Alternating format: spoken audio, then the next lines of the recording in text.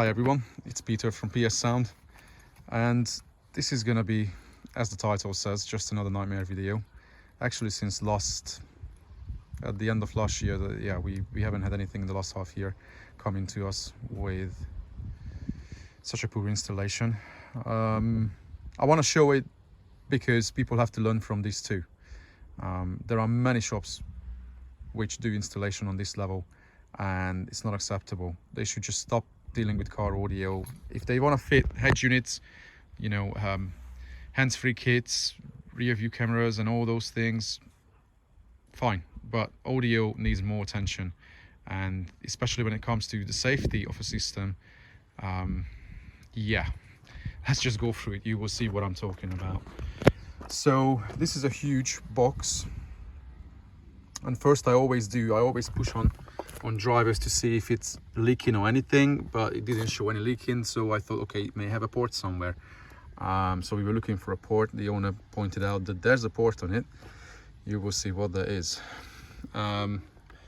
Well, like fixing the subwoofer, there's a bracket there, but how is that mounted? It's not mounted. The whole thing can move with some extra attempts to fix it in place. Okay, it's a saloon, so possibly it wouldn't fly forward. It would actually can, it's below the level of that cross beam, so it could slide forward, but it can move. Cables running all over the place. We don't even know what's happening underneath here. Probably I don't even want to see it at this stage. You can see cables are running underneath. That battery at least has some sort of wooden wall here, so it can't fall out, but it's moving. So when this car turns or drives sporty, this battery is constantly moving. That's not a good way of securing a second battery. At least these are firm. Hopefully terminations of the LX tape are okay. I had a proper wiggle and they seem to be solid. Fuse holder is also hanging, but at least it's ring terminals inside, so that cannot slide out, but still it shouldn't be unsecured like that. So that's just that. And this is where the real situation is coming. So come on folks. So we found the port of the box, right? Look at that. That's the so-called port. It's a gap. It's a gap left at the back of the box. It's not a port. It's like they ran out of wood and it was short. Put it on. Now we call it ported. That box is just leaking. It's not producing much bass at all. There's only some output because it's 215, so just by the sheer cone area they produce something, but if it was sealed it would sound a million times better. Or if it had a proper port, of course, then it would sound again very different, but that is just a no. Then from the amount of wiring we can see that there's not much attention to detail over there. But what I always worry about is as I say, the safety of wiring. We'd never want the car to burn down. At least there are fuse holders here. That fuse holder for this monoblock, another one here for that. But as you can see, there are different cable thicknesses for ground and power. For the monoblock, these are really undersized cables, let alone termination. That termination is no comment, right? Or like this one, that's another one I found. That was a ring terminal there that they cut in half, so they created like a single fork from it so they could shove it in there. Two cables into one hole there. Just no. And then of course it's no surprise that the amplifiers cut out after half an hour of playing, because they are just not wired up properly. Then some other more beauties on the top of the shelf. So there are two 8-inch so-called subs up there. We wanted to see what's happening underneath. Well, it's not difficult to see it because they have some sort of fiberglassed I don't know what to call it, collars. It's not sealed because it's breathing underneath the shelf, but what is that about? I don't know.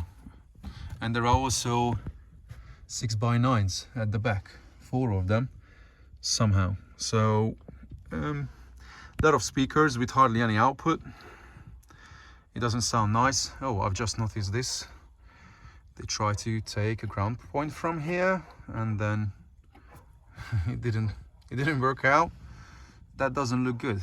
Yeah, how do you make that car look factory again there? And at the front this is nothing. It's just the factory speakers in the doors. They play, but nothing that we can consider great. Or not even loud. You know, from a system like this, you would expect a lot of output.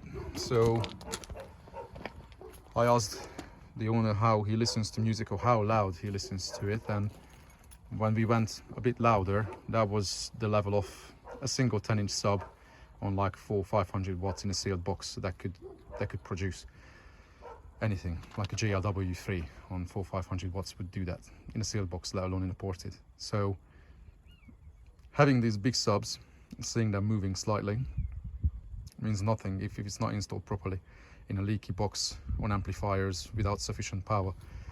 That second battery has not much need. If it was wired up properly, safely, with good amplifiers, even the front battery with the alternator would be able to run this system, or anything that would even be louder than this. Because, okay, fair enough, if these two subs were installed properly on proper power, like on 2 kilowatt or whatever they can deal with, yeah, this could be loud. But this is at the stage that everything has to come out of it.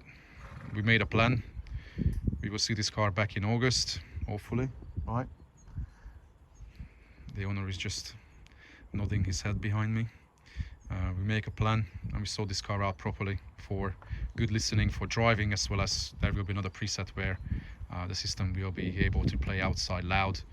What we do with that, I'm not sure yet, because the tailgate is quite low and angled down. So yeah, putting speakers there, or the rear doors look more sufficient for outside demoing more than anything.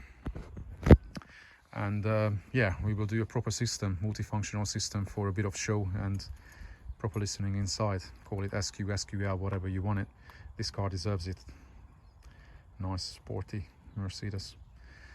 So this is just a short one, guys. Again, reminding everyone, if you ever go to a shop and if you are not sure about the capability of the shop or the installers, then ask for a demo. If they don't have a demo car, think about it twice if you want to leave money with them. If they don't even have a proper demo board that sounds nice, let alone a system in a car, then you know, how can they prove that they can do it unless they have such a big reputation from other owners? I always send new customers to my old customers. I ask them where they live, and if I have a customer within an hour or two, they're happy to drive there, then you know, they hook up and they meet up, they listen to the builds. That's a better way of believing what we can do, or what system is about, other than just seeing everything on pictures and on YouTube we share.